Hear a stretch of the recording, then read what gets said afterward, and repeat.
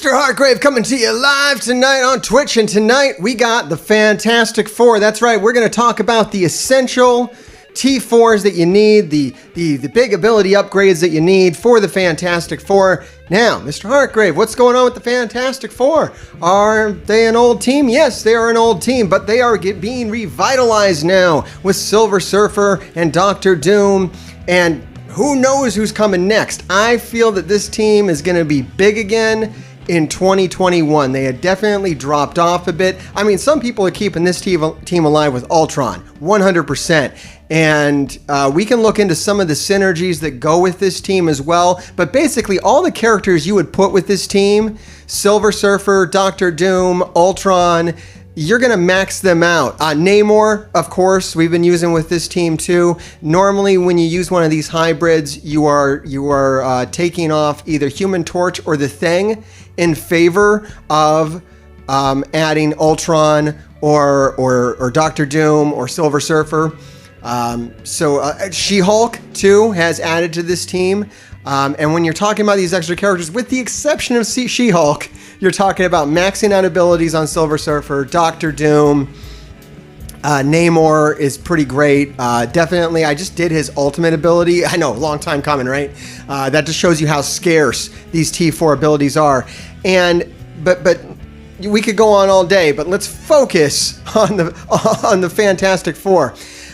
In particular, I'm going to say Invisible Woman is going to be your MVP. She's going to be the one that you're going to take into Dark Dimensions. She's going to be the one you're going to want to pair with Doctor Doom, with Silver Surfer. She's going to have the highest value, and we're probably going to max her out. This is a war team. Almost exclusively, except Invisible Woman is like an everything character. Arena, war, raids, Dark Dimension, everywhere. So Invisible Woman, I cannot say enough that she is going to hold value. What you put into her is going to retain its value all year.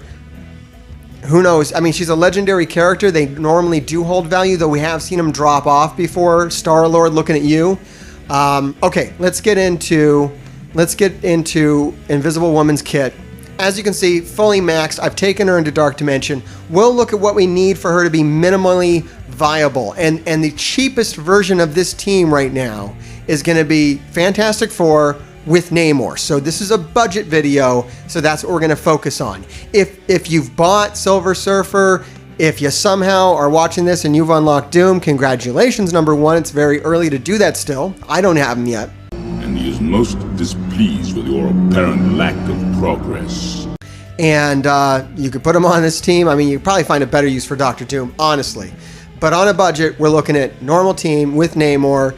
Maybe you're putting Ultron on here. Fantastic Four with Ultron is pretty amazing.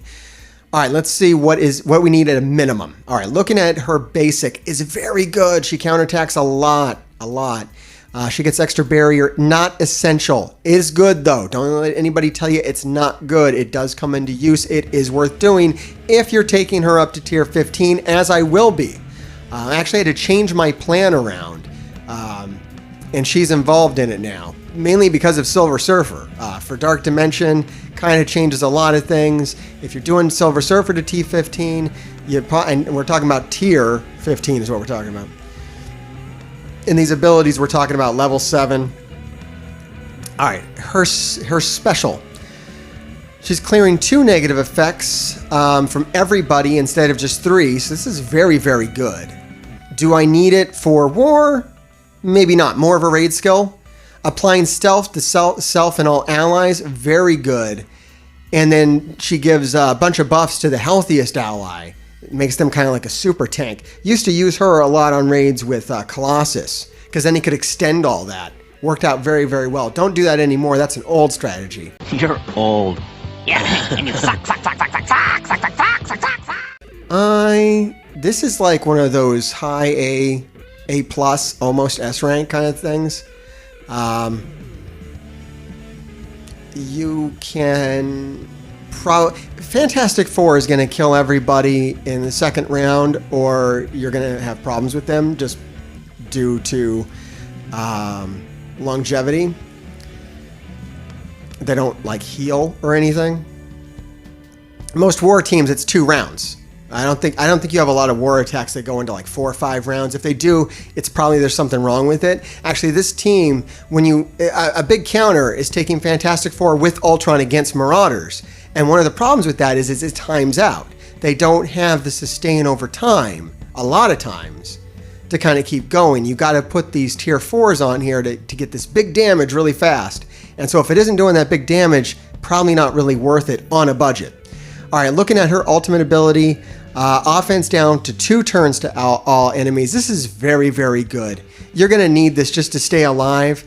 Plus, she's getting more health as a barrier to everybody. Okay, this is going to be our first one here. This is Invisible Woman. Her ultimate is an S, and that'll be 240 for us.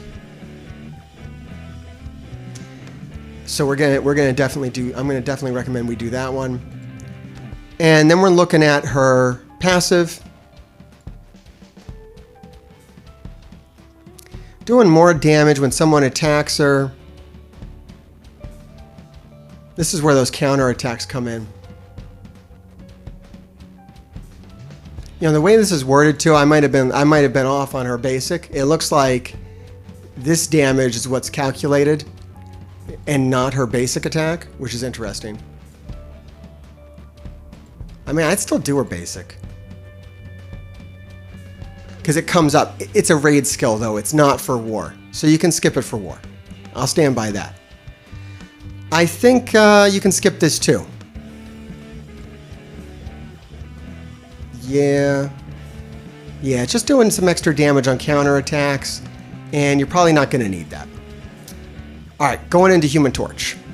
I haven't done a lot on Human Torch. Now, I haven't used Fantastic Four a lot. There's a disclaimer. And I'm missing some of these key tier 4s that I need to use them. It's a little past their prime now, so I've moved on to other offense teams. But let's see here. You're probably not going to use his basic. This isn't going to help you. His special does get used. He's getting +2 offense up to all Fantastic Four. Yeah, this one was vital. This is something I missed. It's a big reason why you would time out on Marauders is not having this. So I'm going to say Human Torch's special is definitely an S rank. You're going to need this one just to have that offense up on everybody and himself so that he has offense up for when his ult hits. His ultimate attack is huge. I'm going to say having offense down on everybody is not needed. They're all going to be dead if this hits. Normally, this does not even happen just due to the strength of Human Torch. However, if you're kind of building this team at this point, that was kind of that's back before everybody had 7 stars on him. Now you do, or maybe you're close, or you can. He's farmable. Probably don't need the extra damage. If you find you're getting to use this attack, and if it's not doing enough damage, then consider upgrading it. But for right now, we can leave it alone on a budget. Okay, on turn, he flips 2 negative effects on self to positive effects. This is very, very good in case anybody puts offense down on him. Anything of that nature. Gaining more damage, yes. This is going to be needed as well. This is S rank. Human Torch, his passive is an S rank, and that'll cost you 200. All right, moving on. Going to Mr. Fantastic. Let's see what's useful here. Basic. Probably don't need it. I know he assists a lot, so it's definitely something to think about. His special. Ooh, going to always stun. That's probably pretty big. Yeah, I'm going to say that's huge. You're going to want Mr. Fantastic special. It's going to be a big way to control a match. Another good one that you need if you're going to use this against Marauders, if you don't have this, being able to stun one of them is going to be a huge advantage. Extra damage on this one, probably not necessary. If you find you're using it and it's not working well, then upgrade it, of course. His passive, getting more focus and resistance, and removing positive effects. This is this is a high A, low S situation. Probably, we're already at like 1,000 T4s, and we normally try to keep these under 1,000 when we're talking about budget videos. So we're gonna skip on by that one. We might have to come back and get it though. If you find you're not landing your debuffs, or they're getting too many debuffs on them, that'll be important. If you find there's too many positive stacks of positive effects out there, that'll be one you'll want to get, but probably make do without it for now. The thing is most likely to be removed from the team to put on someone else, unless you have high red stars on thing. High red stars on thing can be very devastating, as his attacks hit crazy hard, and most of these are just going to give extra damage. So you can skip the basic, you can skip the special. The special is very devastating if he's high red stars. The ultimate attack, you can totally skip that. It probably won't even come up. And you get more armor here for everybody. You can skip this one too. All right, moving on to invisible. All right, and that was it. All right, so that is the team, the ones that we're going to need. And you know what? Let's go ahead and just peep it at Namor real fast, because that is most likely. I mean, you're going to want him on the team in most cases anyways. And his basic you can skip. His special, while nice, isn't really going to be that necessary. It's his ultimate attack that you're going to need. And it's really going to be hard to not do it. So we're going to have to include that in our video. That's his ult for 240. It is definitely an S rank. It's something I just recently did outside of this team. If you want to use Namor with these high critical characters like Shatterstar and Longshot, perhaps, always crits on war offense, gonna kick them right off with an increase to their speed bar. So very good while we're waiting for the rest of X Factor to drop right now. When this video is being recorded, X Factor has not fully dropped, so Namor is a good option for them on war offense. He's dropping the speed bar. When you upgrade this, you get more speed bar reduction, 50%. So that's huge. That's going to win a match for you or lose a match for you not having that. That one's very important. And then on his passive, he's giving offense up to 2 turns for everybody and himself. He's gaining more damage, more armor. I forgot, this is one of the reasons why I kind of held off on Human Torch's special. And I'm going to put a star next to Human Torch's special because I would rather have Namor's passive if I'm on a budget and I'm using him than Human Torch's special. So we can kind of skip that one, put this one in its place, because you got offense up for 2 turns. On the second turn, Human Torch is going to hit his ultimate ability. Everyone's going to die if he's lived that long. You don't have to worry anymore. All right, let's go back in and just look at the team and run down what we're going to spend. Once again, when we're talking about T4 ability materials, we're talking about these orange ones right here. Very rare, hard to come by tier 4 orange ability materials. That's what we're talking about. So this team, on a budget, we're going to do Invisible Woman's ultimate attack. We're going to do Human Torch's passive, Mr. Fantastic's special, Namor's ultimate attack, and Namor's passive.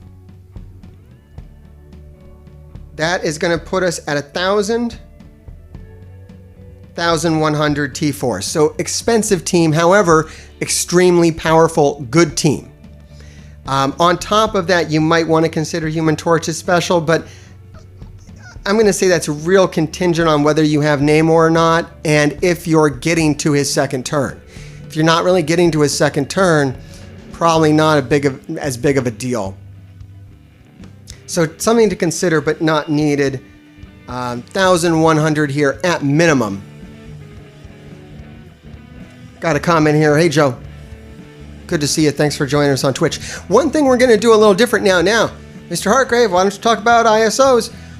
Because they're complicated. Okay, I don't want to give bad advice on ISOs, and you can really kind of mess your ions up very easy by picking the wrong ISOs. As you can see here with the Fantastic Four, I very much stuck to my word about keeping it at level 1. I did upgrade Invisible Woman, and I probably will take her to level 5 ISO at some point. But what I can do, talking about Twitch as well, is we can flip over to this other screen we have going here. Here we go. All right, awesome. So we got our good friends. Excellent. Hail Joe. Thanks for dropping in on Twitch with me. We'll get you out of here for Mobile Gamer. He's going to start up offer review soon. But all right, we got MSFGG. All right, my good friends at MSFGG, they actually reached out to me. They said, "Hey, Mr. Hartgrave, thanks for talking about us on the show." I say, "Yeah, it's fantastic. We've been recommending this as an alliance leader and captain. I find MSFGG invaluable, and this is one of the things you can get on there is people upload their rosters, and you can find out what the majority of people are doing for ISOs on these characters. So instead of guessing about it, you can start with the first recommendation right here. Just start right here and try that out on level 1, because level 1's like free, and see if you like it, see if it's working for you, and then adjust that. You're probably not going to end up over there, on the ones that no one is doing, but who knows? Maybe you might decide to make Human Torch a healer. Ralph, are you eating your paste? Maybe you're super weird. I don't know. I've done weird stuff. Okay. So yeah, most people are making Human Torch a striker, and I agree with that. I think that's a great place to start. Invisible Woman is healer. Yeah, 100%. Fantastic. I have her as skirmisher because, she does those extra attacks so much, but Mr. Fantastic as a skirmisher, very good idea. And yeah, Thing as a striker makes perfect sense. If we can pull up, let's see, I have this filtered by Fantastic Four. I just kind of wanted to look at, just go back one. So this is right here in ISO Confidence, and I just wanted to look at Namor if I could. Excuse me, I haven't done this for a video before, so I'm a little slow. There he is. Raider for Namor. Yeah, I would agree with that because he starts right off with that move that critical hits everybody. It should drop a stack of vulnerable on everybody as long as they don't have deflect up. Deflect stop prevents crits. So as long as they're not boosted, if they're boosted, this kills it. But an unboosted team in war, Namor with Raider, epic. Vulnerable on everybody. Turn 1. Boom. Clean them up with Strike. All right, so beautiful. So that's what we're doing for ISO now. You can go back to my older videos and totally use this strategy instead of whatever I was babbling about. MSFGG, very valuable site for this sort of thing. So thanks for joining us for Fantastic Four. Fantastic Four budget builds. And we will be back again real soon with another team. We do intend to do all the teams, especially as if they get reworks and whatnot. Thanks for watching again, and hail Hartgrave.